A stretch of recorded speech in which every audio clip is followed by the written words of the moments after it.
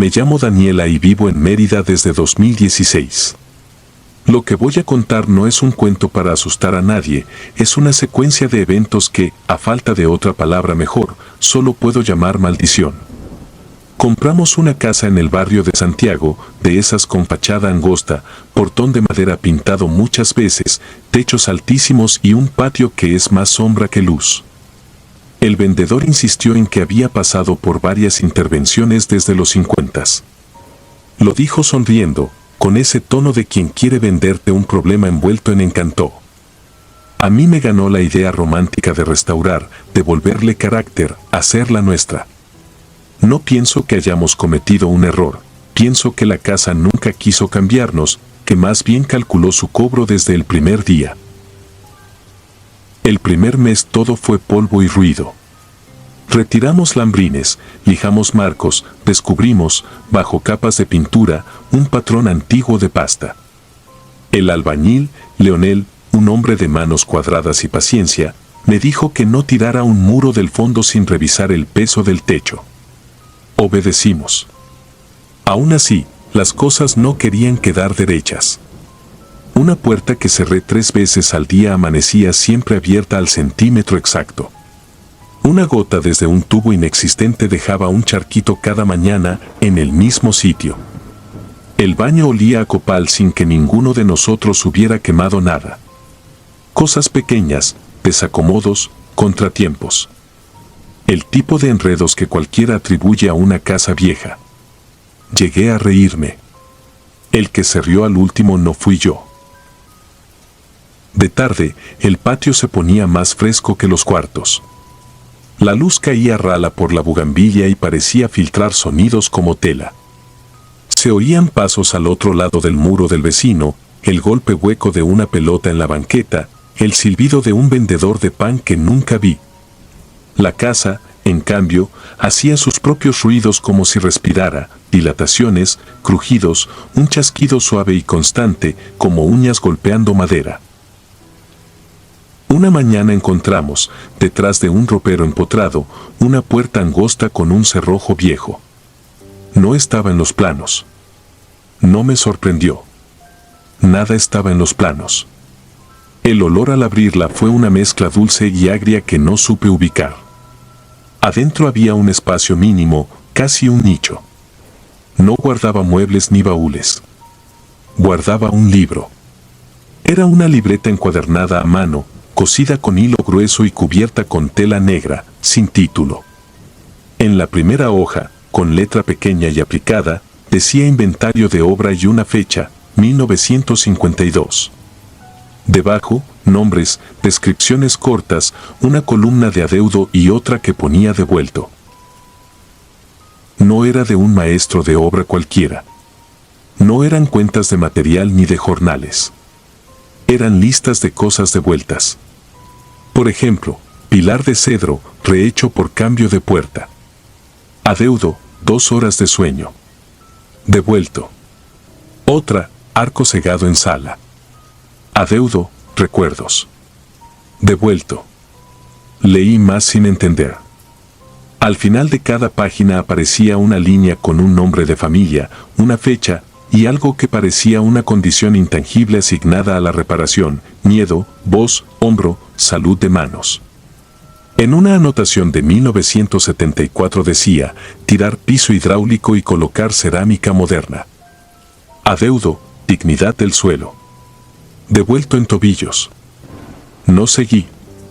Sentí frío en los codos. Cerré la libreta y la guardé otra vez. Le puse encima una caja de herramientas y apoyé una silla frente a la puertecita por nervio pueril, para hacer peso. No se lo conté a nadie ese día. Por la tarde, Leonel cayó de la escalera sin explicación. No se rompió nada, pero se sobaba los tobillos como si le quemaran. Dijo que fue un mareo. Yo no dije devuelto en tobillos. Esa noche soñé con un piso que mostraba debajo otro piso, y debajo otra trama, y así hasta que el sueño se volvía caída. Me desperté con un sabor a copal en la garganta. Los días siguieron con sus anclas. Decidimos quitar un traspatio de lámina y abrir un vano. Marcamos, medimos, trazamos con hilo entizado. La línea azul aparecía 10 centímetros más allá a la mañana siguiente, como si alguien la hubiera corregido por su cuenta.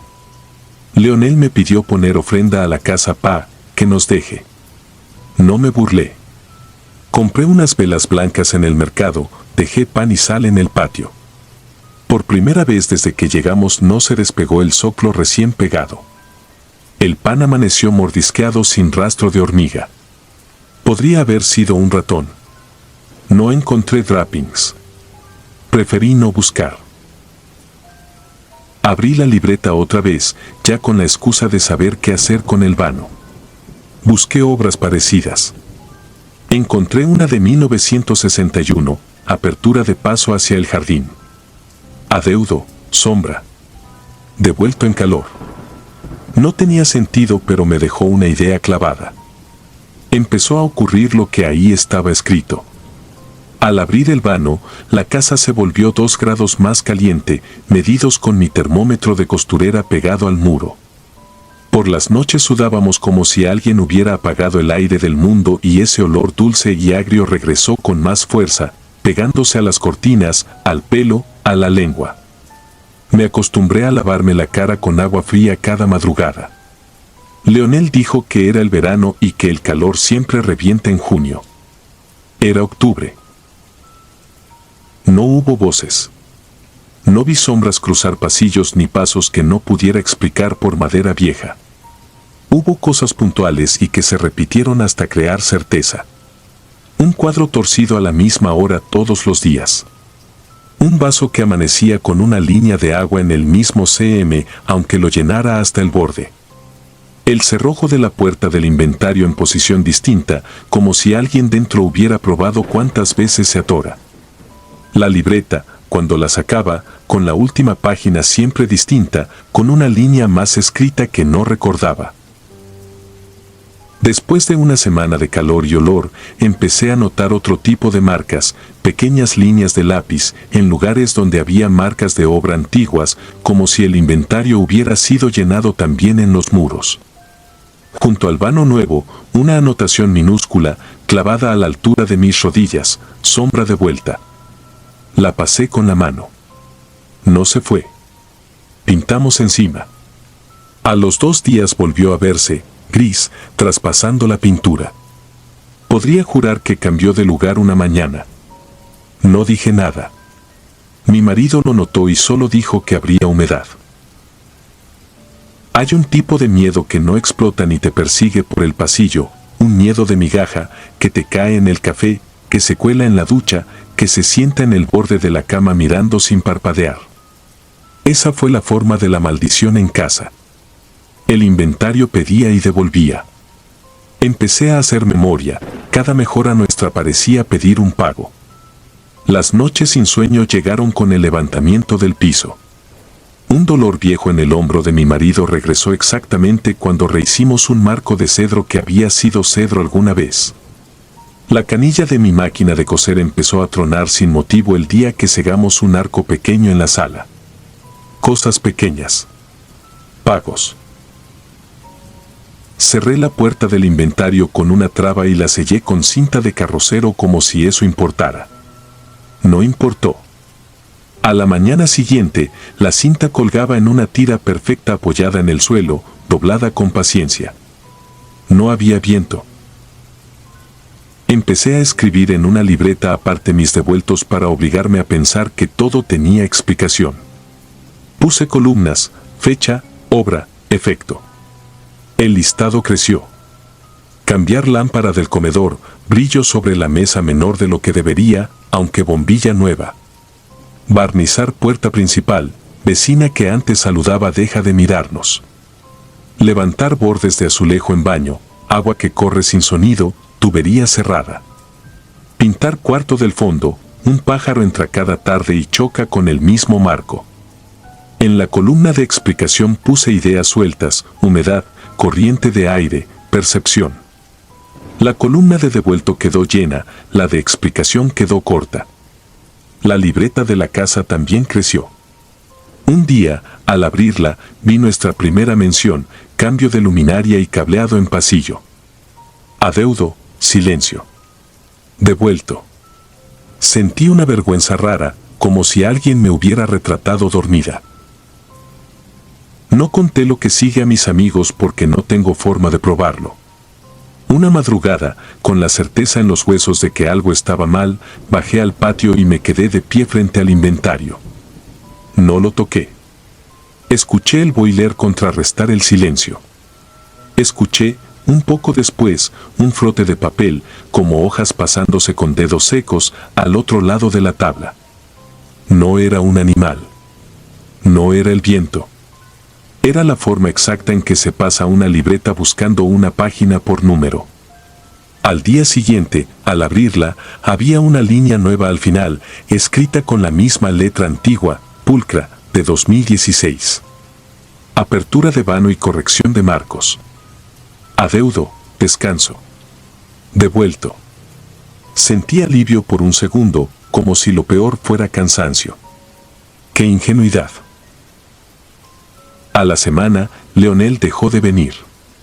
No contestó llamadas. Su primo apareció un martes a primera hora para decir que andaba malo de los pies, que no se sostenía, que la doctora le habló de un asunto de circulación inexplicable. El primo no quiso entrar a la casa.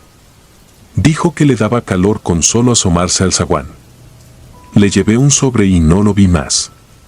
El calor del pasillo bajó de golpe un miércoles, como si alguien hubiera vuelto a colgar la sombra donde iba. Lo anoté en mi libreta, sin ganas. Hice una última tentativa. Levanté de nuevo el ropero empotrado para ver si bajo había algo más, una cavidad, una caja. No encontré nada salvo un conjunto de muescas a ras del piso, números del 1 al 24, como marcas de medir a un niño en la pared. El 25 estaba trazado con un lápiz más fresco. No quise calcular qué edad tendría ese niño. Volví a empotrar el mueble con rabia, con la torpeza de quien quiere cerrar los ojos fuerte, tan fuerte que ve luces. La maldición de la casa no fue ruidosa ni espectacular. Fue minuciosa. Cada cosa que modernizamos pidió algo de nosotros. Devueltos, decía la libreta. Y lo devolvía en lo único que nos hace sostener la rutina: sueño, ánimo, calor, silencio, tobillos, hombros, ganas de hablar con la vecina, confianza de invitar amigos. Sospecho que las casas que se resisten no son caprichosas. Sospecho que cuidan su forma como un animal cuida su piel. Cada clavo nuevo es un lunar que la pica, cada pared cegada le roba un ojo, cada puerta cambiada le arranca una boca que usó para respirar. No puedo probarlo. Puedo decir lo que quedaba escrito. Hace meses no abro la puertecita del inventario. A veces, paso y siento que ahí atrás alguien dobla una esquina de hoja con la uña. He aprendido a no levantar cuadros por la noche ni a corregir nada después de las 6. Muevo lo mínimo. Recoloqué el comedor al viejo sitio que marcaban las marcas de patas en el piso y el olor a copal bajó. Dejé el vano como estaba y el calor se dio 1 grado. Me he vuelto obediente. No resignada, obediente. Dejo que la casa pida por anticipado. No toco lo que parece querer quedarse. Anoche cenamos con 2 amigos. La conversación se fue a historias raras. Conté una versión discreta de esto, sin libretas ni devueltos. Al regresar de lavar los platos, escuché a mi marido decir que aquella vez que enderezó el cuadro torcido a medianoche encontró, al pie de la pared, una hojita arrancada del inventario con mi nombre y una fecha y que por eso hoy no tocamos el cuadro. Fingí no oír. Hice ruido con las tazas. Al final, antes de dormir, le pregunté si eso era cierto. Dijo que no, que solo quería redondear la anécdota. No supe si creerle. Me levanté a tomar agua y, de camino al patio, vi sobre el zaguán un papel doblado en 4. No lo abrí. Tiene mi nombre escrito con letra pulcra y antigua. No lo he abierto. Duermo con la puerta del pasillo encajada.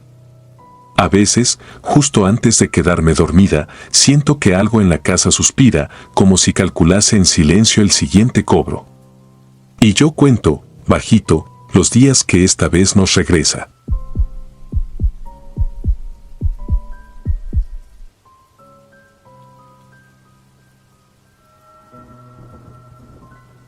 Me llamo Iván y durante 6 años trabajé recorriendo inmuebles adjudicados, casas donde la gente ya no pudo pagar, locales clausurados, bodegas que cambiaron de dueño de un día para otro. Me tocaba levantar inventarios, tomar fotos, anotar daños, cambiar chapas. Nunca me creí valiente, solo práctico. Uno aprende a ignorar restos de vida ajena, un muñeco sin brazo en una sala vacía, un calendario detenido en octubre, un plato con polvo endurecido bajo el fregadero. Para el banco esas cosas no cuentan. Para mí, con el tiempo, se volvieron parte de un mapa. Un mapa de lugares malditos. No digo malditos por adornar. Lo digo porque algo de esos sitios exhalaba una mezcla de rencor y de espera, como si la casa, el local o el terreno estuvieran al tanto de que uno cruza su umbral con prisa y papeles, y aún así lo reconocieran, y lo marcaran. Al principio pensé que era el trabajo, que la mente busca patrones para hacer sentido del cansancio. Luego descubrí que había coincidencias demasiado puntuales y no me atreví a contarlo en la oficina. No quería que me quitaran el auto de la flotilla ni el viático de diésel por nervios. Fue en 2012 cuando empecé a notar la primera señal.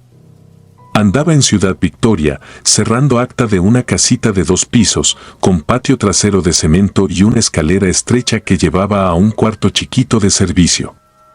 Nada raro. Piso de loseta vidriada, olor a cloro.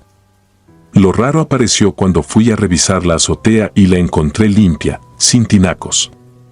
Aún así, escuché un goteo claro, un ritmo lento que venía de la pared.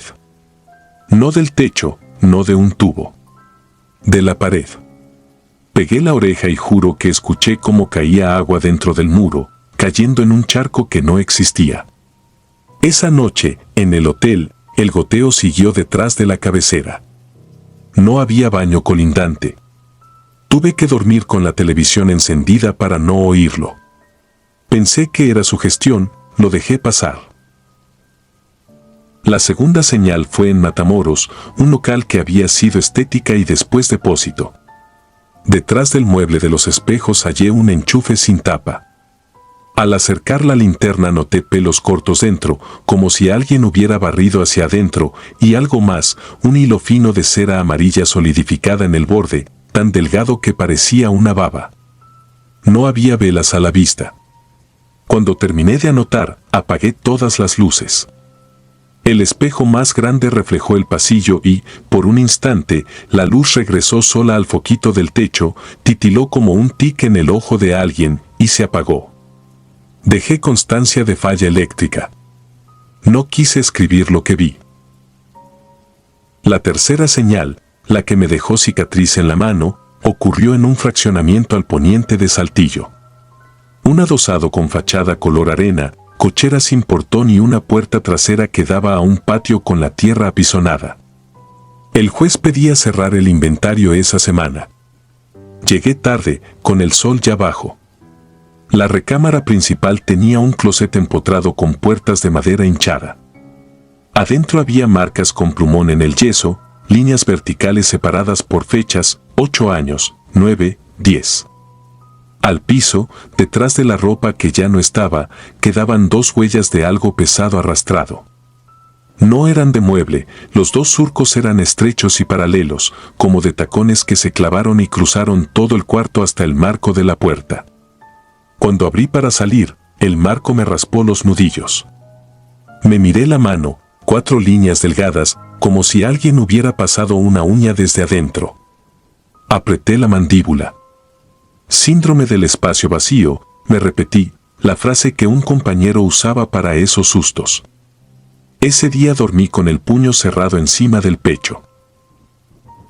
Yo resistí todo eso sin modificar mi vida. Hasta Linares. Fue en Linares, Nuevo León, en julio de 2015, cuando la cosa dejó de ser una lista de incidentes y se convirtió en una historia que me sigue a donde duermo. El inmueble estaba en la calle Independencia, casi esquina con un taller mecánico. Fachada vieja con cantera, balconcitos de herrería, de esos que ya nadie usa. Adentro olía a humedad antigua, no de fuga reciente, sino de años de ventanas cerradas.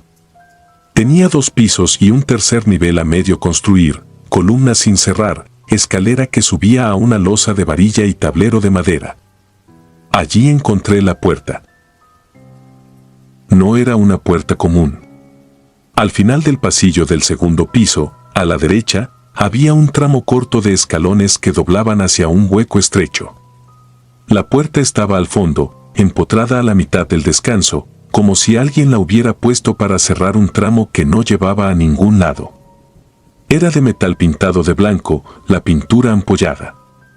Tenía una mirilla redonda, del diámetro de una moneda de 10 pesos, de esas de vidrio grueso que se ponen en puertas de entrada. Pero en esa mirilla no había vidrio. Solo el agujero perfecto y oscuro. Me agaché, acerqué el ojo por inercia. Sentí un golpe seco del lado de adentro, como cuando alguien pega con la palma abierta. Retrocedí instintivamente. Me quedé mirando el círculo negro. No había aire que se moviera. No había nada que delatara un espacio más allá. El pasillo, sin embargo, tomó una temperatura distinta, como si alguien volviera a abrir un refrigerador. Yo debía fotografiar, medir, escribir. Saqué el flexómetro, anoté puerta metálica no catalogada, acceso restringido, tomé 2 fotos. Cuando me giré hacia la recámara contigua, la línea de luz que se filtraba debajo de la puerta se iluminó. No es metáfora, por debajo de esa puerta, que antes era una sombra, pasó una claridad amarillenta, ancha como un dedo, que se movió de izquierda a derecha y se apagó. La casa hizo un ruido mínimo, similar al de una respiración que no quiere delatarse. Entendí que me había dejado oír el lugar, que me había elegido. Regresé al día siguiente con el cerrajero de la empresa, un hombre callado de apellido Camarillo. Le pedí abrir esa hoja extra. Me preguntó si había permiso del juez. Le dije que sí. Me dije que no. Camarillo probó 3 ganzúas. La cerradura estaba agarrotada, como si dentro hubiese humedad vieja mezclada con polvo fino. El destornillador resbaló y me abrió un surco en el dedo índice. Nada grave. Cuando la chapa se dio con un golpecito, la puerta no empujó hacia adentro ni hacia afuera. Era falsa. Ocupaba su hueco y no tenía marco real del otro lado. Al quitar el cilindro, vimos que detrás había tabique y cemento, pintado también de blanco, con un círculo de humedad marcado justo donde estaría la mirilla. Alguien, en algún momento, había construido una puerta de mentira y la había pintado igual que el muro que sellaba. Camarillo me miró con pena. Para que no miren, me dijo. Lo tomé a broma en ese instante, pero por la noche, en el motel barato a la salida hacia Montemorelos, escuché la chapa girar a mis espaldas, suave, precisa, como cuando alguien entra de puntitas para no despertar a nadie. No dormí. Soñé despierto con escalones que no llegan a un piso completo. Con pasillos que terminan en un hueco cerrado que no estaba en los planos. Con una niña que mide su estatura en la pared y deja 2 surcos de zapatos arrastrándose hacia una puerta que no abre. El goteo volvió a sonar detrás de mi cabeza. Apagué la televisión. El silencio me devolvió el tic de la luz de Matamoros, el foquito encendiendo y apagando por sí solo, un ojo aprendiendo a parpadear. Me senté en la cama con el dedo lastimado entre los dientes. No lo mordí por dolor, sino para no pedir en voz alta que alguien más se quedara conmigo en esa habitación. A la mañana siguiente entregué el acta sin mencionar la puerta sellada. Di por terminado Linares. Quise dejarlo atrás. No pude. 2 semanas después, en Tlaquepaque, entré a otra casa. Era de un nivel, con un corredor central y habitaciones a los lados. Al fondo, pegado al patio, un cubo de madera cerraba una escalera que subía a un altillo de triple. La tapa tenía una mirilla sin vidrio. El mismo diámetro. La misma pintura ampollada en blanco. La misma línea de luz que corre por debajo cuando uno decide que no quiere ver. Allí no había puerta falsa, solo el cubo. Acerqué el oído. Oí lo que siempre había oído sin admitirlo, pasos breves que se acomodan, una planta que roza la madera, un arrastre minúsculo como de zapatilla con barro seco. Al retirarme, el pasillo succionó el aire de golpe, como si algo hubiese aspirado para olerme. No era la misma casa, no era la misma ciudad, y sin embargo la lógica de esos lugares repetía piezas. Mirillas sin vidrio, luz que no sale de ningún foco, puertas que no llevan a ninguna parte. Como si un mismo plano, subterráneo y extranjero, se pegara por momentos al plano en el que anotamos folios y clausuras. No me creí maldito de inmediato. Lo supe la noche en que regresé a Monterrey y me cambié a un departamento que rentaba un amigo en la colonia Obispado. Tercer piso, sin vecinos en el mismo nivel. Yo pensaba que allí, arriba, con todo abierto, el aire me curaría. A las 3 de la mañana me despertó una sensación que no sabía poner en palabras, una conciencia de alguien parado al fondo del pasillo de mi propia casa. Me quedé acostado, viendo la pared, con ese presentimiento clavado detrás. Me obligué a voltear. No había nadie a simple vista. La línea de luz que venía de la sala, debajo de la puerta de mi recámara, hizo el gesto que ya conocía, se ensanchó, se movió de lado a lado y luego la sombra se acostó encima de ella como una sábana húmeda. No hay mirillas en el piso de un departamento moderno.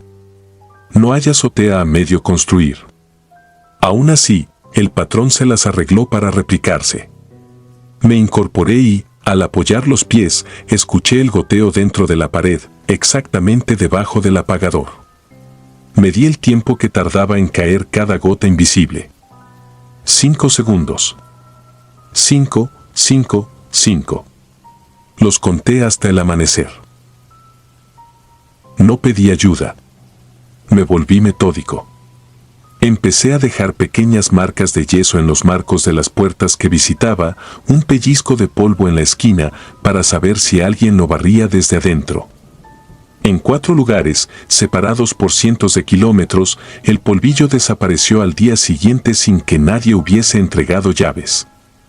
También empecé a tomar fotos de esos huecos con mirillas sin vidrio, con flash. En 3 ocasiones la foto salió completamente blanca, como si una niebla espesa se hubiese pegado al lente. Suciedad, me dijo el de sistemas. En cambio, una vez, en Torreón, la foto salió tan nítida que pude ver, dentro del círculo negro, la piel reseca de un nudillo apoyado contra el otro lado. La articulación de un dedo tocando la madera desde adentro. No imprimí esa foto. La borré y todavía veo la forma cuando cierro los ojos. Dejé el trabajo en 2018. El banco me debía 2 meses de viáticos. Yo les debía la paz. Me cambié de ciudad y de oficio. Ahora manejo tráiler y cruzo de noche las mismas entradas de colonias y carreteras donde están esos inmuebles. Los reconozco aunque no quiera, la estética de Matamoros ahora es una lonchería que nunca tiene gente, la casa de Saltillo hoy tiene un portón nuevo y una maceta de plástico siempre seca, la casona de Linares sigue en litigio, los balcones oxidándose un poco más. No entro. Paso y bajo la mirada. A veces, sin embargo, desde la cabina del camión, me llega el tic de un foquito al fondo del lote baldío. O el goteo que no moja nada. O una línea de luz que se mueve por debajo de una puerta donde no vive nadie. Sigo de largo, porque ya entendí que esos lugares, más que casas, son bocas selladas que nunca se callan del todo, con puertas de un lado del mapa que no entiende de escrituras ni de actas. Y también entendí algo peor, que una vez que las escuchas, te reconocen en donde te quedes a dormir. Ahora, Cada hotel que ocupo es una casilla más en ese mapa. Antes de apagar la luz, acerco la cara al bordure de la puerta y reviso que el vidrio siga allí.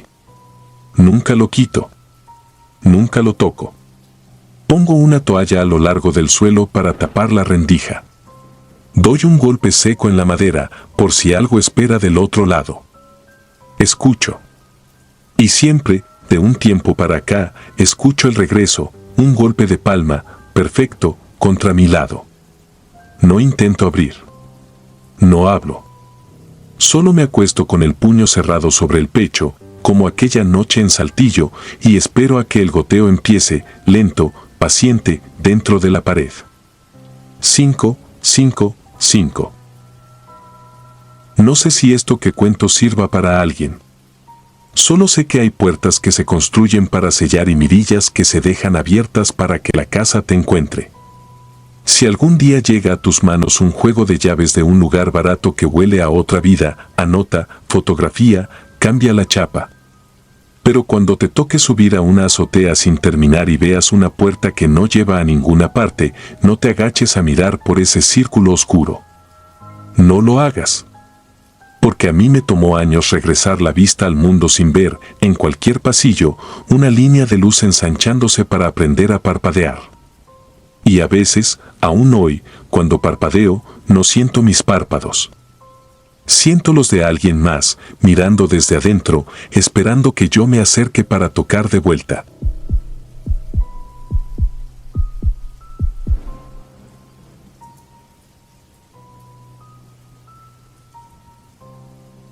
Me llamo Darío. Esto pasó en 2012, a la altura del kilómetro 146 de la carretera libre entre Culiacán y Mazatlán, en un tramo que de día parece monótono y de noche se vuelve una fosa de silencio.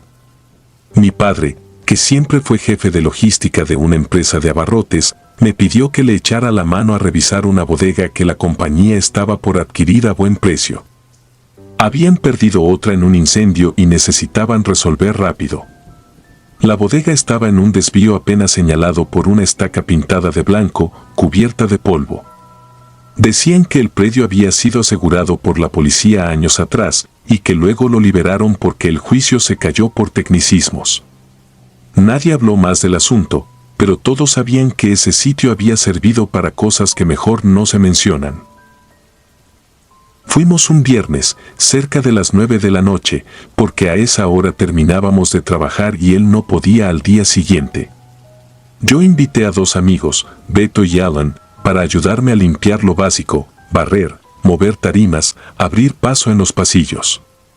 Mi padre llevaría candados nuevos y volvería después de medianoche para revisarlo con nosotros. Llegamos dando vueltas innecesarias. La entrada no aparecía y el GPS se volvía loco. La señal oscilaba entre una línea y nada, como si el teléfono respirara hondo y se arrepintiera.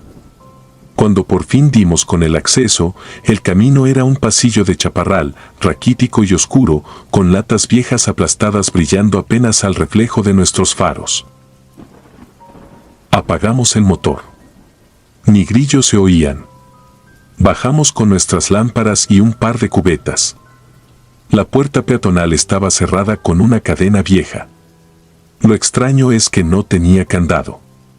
Bastó levantarla para que se soltara y quedara colgando. Beto reía nervioso.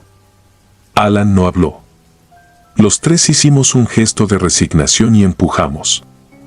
Adentro, el olor era a madera húmeda y a desinfectante barato. Un eco raro nos siguió el paso, como si hubieran dejado un ventilador prendido en un cuarto lejano. No vimos ventiladores. Lo que sí vimos fueron ventanas a 4 metros de altura cubiertas con papel periódico pegado con pintura roja, recortes de años mezclados, titulares rotos, anuncios de comidas corridas junto a notas sobre la guerra contra el narco. Había tarimas apiladas, cajas vacías, muebles viejos con tela arrancada, un sofá de capitoné con un brazo roto. Todo aparentemente impecable en su propia mugre, como si alguien hubiera limpiado sin saber que debía tirar. Cerré la puerta detrás de nosotros. Me guardé la cadena en la mochila. Beto dijo que iría por las escobas al carro. Alan prefirió revisar afuera el perímetro porque juraba que había visto pasar una sombra detrás de la barda. Lo dejé ser. Yo me quedé adentro. Es raro, pero la bodega se sentía como un lugar que no te quiere ahí. Caminabas y la planta vibraba un poco, como si abajo corriera agua. Encontré una escalera de aluminio recargada en una pared de bloques, junto a un montón de periódicos enrollados con cinta. Decidí empezar por quitar el papel de una ventana. Así al menos tendríamos algo de luz de luna. Subí los peldaños con cuidado. A medio camino sentí que la escalera pegó un brinco seco. No el típico temblor cuando alguien la patea jugando, sino un movimiento duro, como si se soltaran sus bisagras internas. Pensé en Beto, pero no había regresado. Había silencio. Me tensé. Luego escuché algo que no había escuchado desde que entramos, el sonido del viento, apenas un hilo. Venía de la ventana tapada. Acerqué la mano para arrancar el papel y sentí el frío en los dedos. Era un frío distinto al del metal, era como tocar carne guardada en hielo. Arranqué un pedazo y la luz pálida se coló en un ángulo. La pintura roja, desde adentro, tenía un tono más oscuro, casi marrón. El segundo tirón no pudo ser. Una fuerza bajó la escalera 2 centímetros de golpe. El aluminio rechinó. Mi mano se fue al borde de la ventana buscando equilibrio y agarré cinta seca que se deshizo como piel. El tercer tirón fue una embestida. La escalera se separó de la pared sin manos visibles. Caí de espaldas. De puro reflejo levanté la cabeza y apreté el mentón contra el pecho. El aire me salió en un quejido. Sentí que la espalda se partía. No fue así, pero el estómago me dio vuelta. Quise maldecir y no me salió la voz. En eso entró Beto con la linterna alta, encandilándome. Me levantó del suelo y me dijo que mejor saliéramos por Alan. Afuera, el carro tenía las luces prendidas y las puertas cerradas. Alan estaba sentado al volante, pálido, con los ojos fijos en la barda. Abrió la ventana apenas y habló sin mirarnos. Dijo que había gente en la maleza. Que los vio pararse y agacharse varias veces. Que escuchó risas muy bajas, como susurros de niños, pero no eran niños. Dijo que contaba 4, luego 5, luego 3. Nunca el mismo número. Nos quedamos un momento tratando de ver lo que él veía. Yo no vi nada. Beto tampoco. Fue peor. El cerebro empieza a rellenar huecos y la espalda no me dejaba pensar con claridad. Estábamos a punto de decir que nos iríamos cuando sentí que algo nos observaba desde adentro. No fue sensación de película. Fue concreto, como ese segundo en el que sabes que en un semáforo alguien te está estudiando desde otro coche. Volteé a la puerta y estaba abierta. Yo la había cerrado. La cadena la traía en la mochila. El mismo olor a desinfectante vino como una ola breve. Beto encendió el motor. Alan metió primera.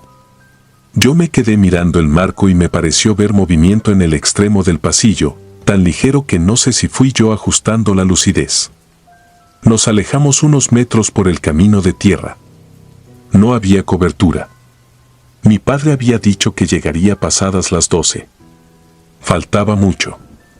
Pedí que paráramos. Dije que iba a orinar y a respirar un poco. Fue mentira a medias.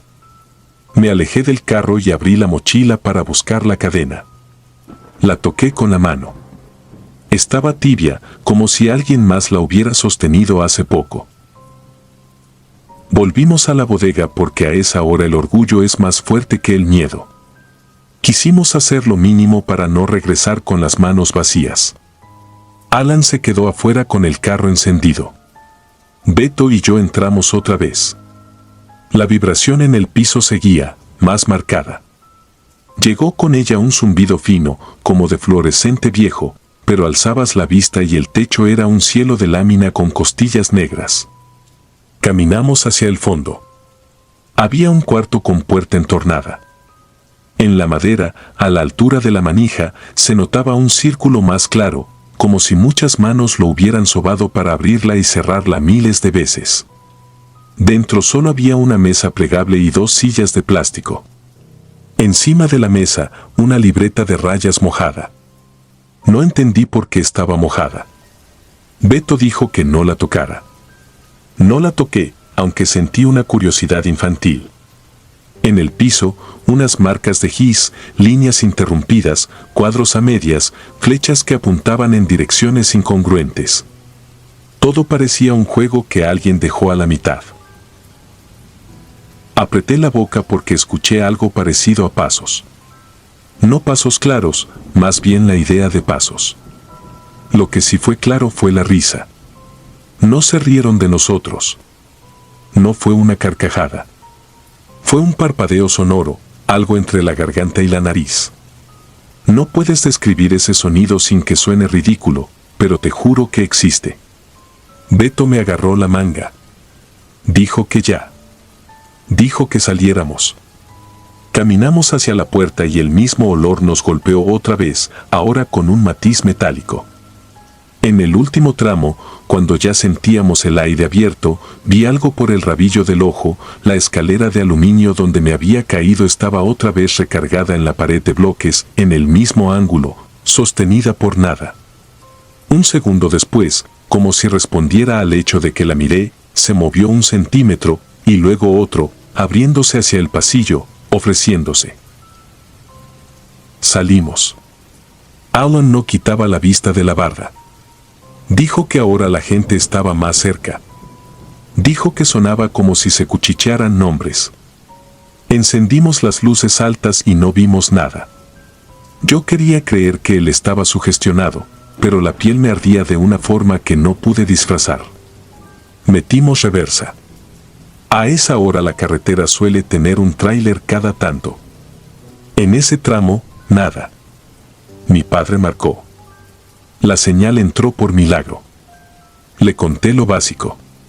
Dijo algo simple: si se sentían inseguros, se iban.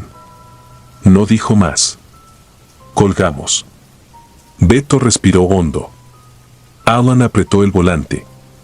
Dimos media vuelta. En el espejo vi la puerta peatonal cerrarse sola, lenta, como empujada por viento que no había.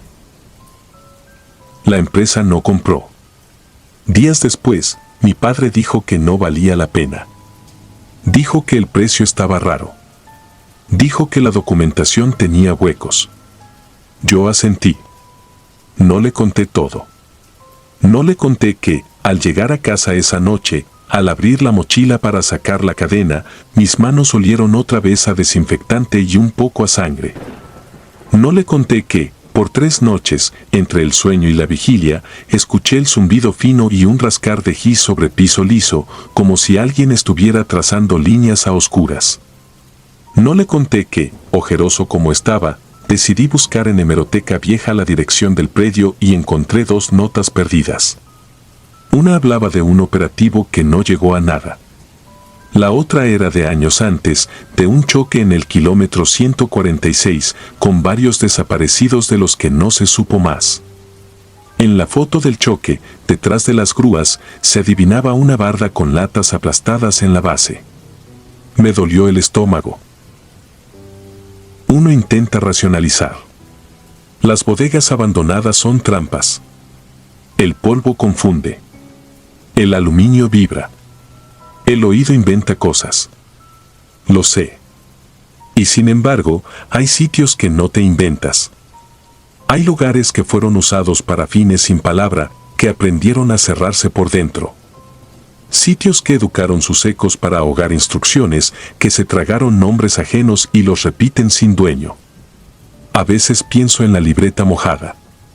En las flechas que apuntaban a ninguna parte. En la escalera que ofrecía un ascenso hacia una ventana cubierta con tinta que dejó de ser roja. Pienso, sobre todo, en la cadena sin candado y en la puerta que se cierra sola, como un párpado que nunca se duerme. No he vuelto a pasar de noche por ese tramo. De día, si me toca, bajo la vista y miro el odómetro. Al llegar al 146, rezo en silencio lo único que me enseñaron de niño y que se me quedó por costumbre. No es fe. Es un protocolo de carretera.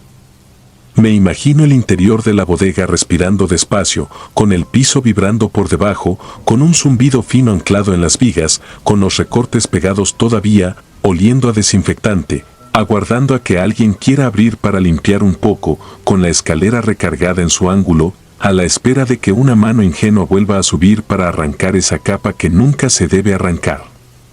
Y entonces recuerdo cómo un sitio puede expulsarte sin tocarte, cómo puede contarte una historia sin una sola palabra y dejarte con la certeza de que no fuiste invitado, de que cada paso encendió una luz que no te pertenece, de que te fuiste a tiempo y demasiado tarde al mismo tiempo.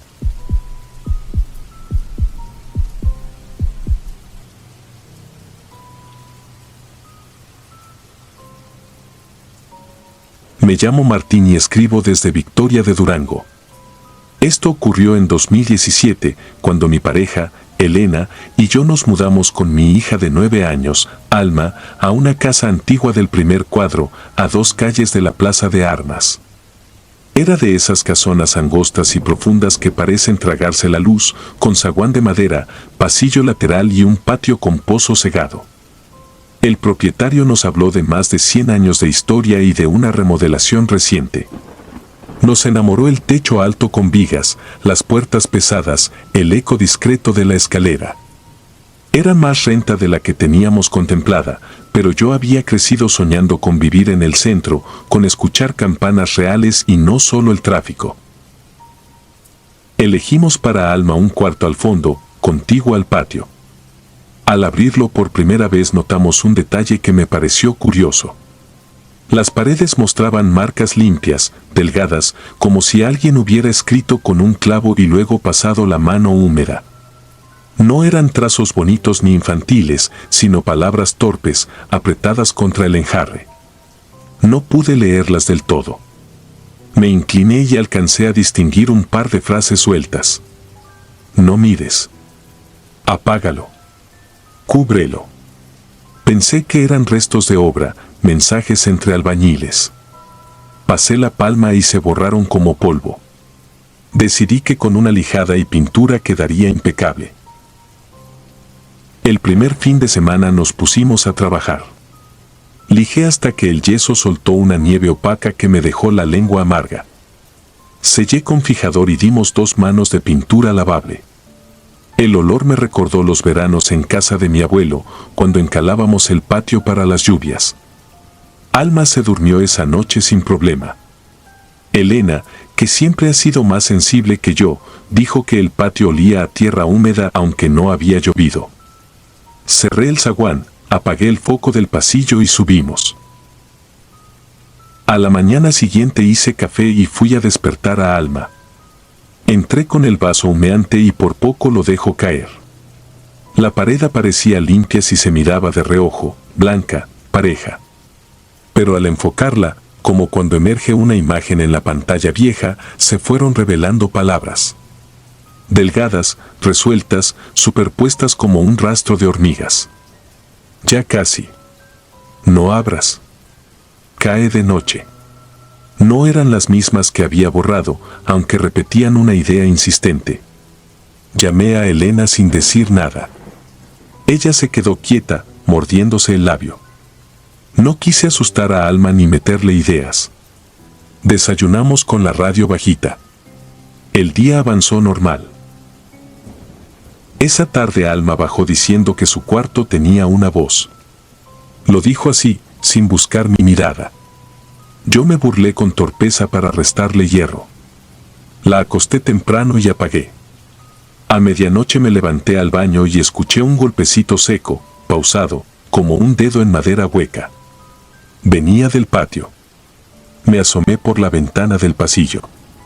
El rectángulo del patio flotaba oscuro, salvo un hilo de luz de la vecina. Olía a cal apagada. Al regresar a la cama sentí que el piso de duela crujía con otro ritmo, como si alguien caminara un tramo detrás de mí y se detuviera cuando yo me detenía. El segundo día lijé otra vez. Esta vez quité hasta raspar un dibujo pálido bajo la pintura, una especie de cruz torcida dibujada con plomada. En el borde inferior tenía algo escrito que me costó descifrar. Promesa. Me fue imposible quitar esa palabra. Puse yeso nuevo, alisé, dejé secar y volví a pintar. Por la noche nacieron mosquitos que no vi durante el día. Uno se posó en la lámpara.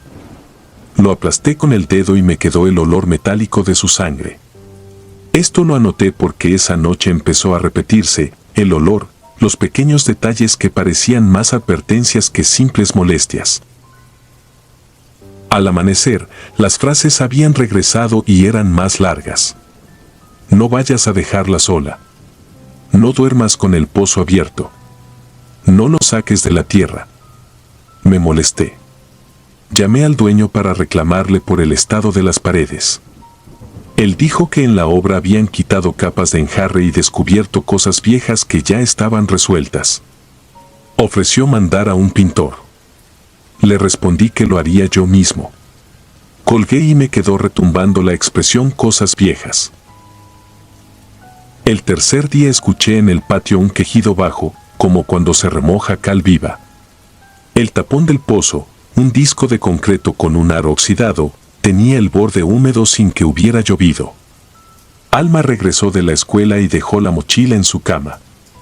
Se acostó boca arriba mirando fijamente un punto de la pared. Yo pensé que estaba distraída. Le hablé y no respondió. Se incorporó con la lentitud de quien sale de un agua espesa y dijo sin tono que alguien le preguntó si podía entrar por la noche. No supo decir quién. Dijo que era cansado escuchar. Después se durmió a plena tarde. Elena me pidió que no la sugestionáramos. Yo asentí. Pero esa noche puse una silla recargando la puerta del cuarto de Alma, no sé bien por qué. El zaguán lo atranqué con la cadena. El pasillo quedó con la luz encendida. Me dormí vestido. A las 3 y algo me despertó un olor agrio, como a piedra mojada con ceniza. Bajé al pasillo. En la pared, sobre la pintura reciente, había una frase escrita con letra torpe pero decidida, más oscura que las anteriores, como si lo hubieran remarcado una y otra vez hasta cansarse. No lo levantes. Sentí, sin razón, que se refería al disco del pozo. Me asomé y vi que el aro de hierro goteaba.